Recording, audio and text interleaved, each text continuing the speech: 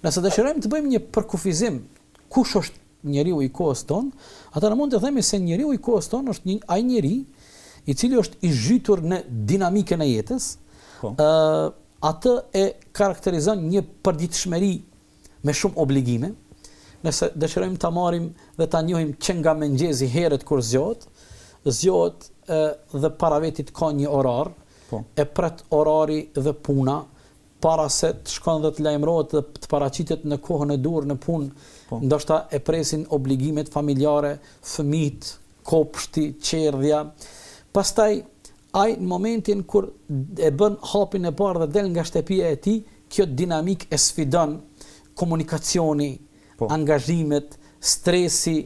me shku deri në kohën e dur, me dorëzu fjala vjen fëmijët në kopsht, pastaj fillon pjesa tjetër, stresi dhe ngarkesa me shku me arrit në kohë, në punë. Pastaj gjatë tërë ditës këtë njeri e përcjellin lloj-lloj angazhime. Ky mundohet me kapitalizu kohën që e ka para vetit në mënyrën më të mirë të mundshme. Një pjesë të kohës e kalon pranë kompjuterit, duke i shfletuar dhe duke i hap emaillat, duke shiqur në rrjetet sociale, duke provu dikujt më ia përcjell një porosi, dikujt t'ia kthen një përgjigje. Këto që e karakterizojnë kohën tonë, në fund të ditës përfundon orari punës, lodhja, zbehet energjia, prap më u kthy tek familja, prap ballafaqohet me realitetin, komunikacionin e dendur, koha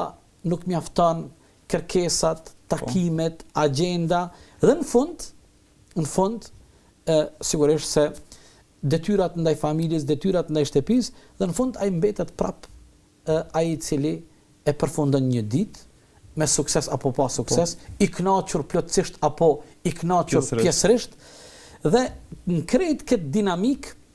ka edhe disa elemente që këtë njeriu e ndihmojnë ose këtë njeriu e rrethojnë, se varet njerëzit sa din t'i qasen dhe t'i shfrytëzojnë ato. E tani është pyetje se a e ndihmojnë këto elemente njeriu apo nuk e ndihmojnë. Nëse kemi parasysh, fjala vjen e marrim elementin i cili ka të bëjë me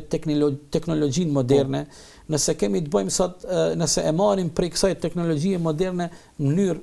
të veçantë komunikimin e shpejt që kjo teknologji neve sot na mundson, të gjitha këto tani, nëse dëshirojmë ta bëjmë një llogari në fund, ai ofrojnë këtij njeriu të kohës tonë të gjitha këto dhe kjo dinamikë dhe këto mundësi dhe këto begati. A e bojnë këtë njeri të lumtur sot? Sigurisht se ne jemi para një pyetje jashtëzakonisht të rëndësishme, para një pyetje shumë të madhe. Ndoshta para vetit kemi shumë dilema, mirë po unë mund të them me përgjegjësinë më të madhe se njeriu i kohës tonë është njeriu i cili çdo ditë më shumë po e humb çiltërsinë, çdo ditë më shumë po e humb njerëzillokun, po zbehet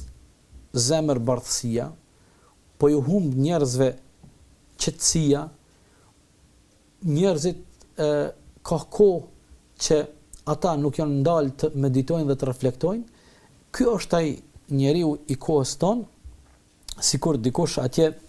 prej studiuesve e kish përkufizu njeriu e kohës tonë, thotë njeriu i kohës tonë i përngjan një njeriu i cili është në mes të një lëndine, në një mejdan, një fushë të madhe, dhe për një moment këtë njeri fillojnë me e thirr nga të katër anët të gjithë njerëzit. Dhe a e keni idenë tani si reagon ky njeri? Ky nuk din se ku i don t'i përgjigjet. Dhe për një moment krijohet një farë lloj hutije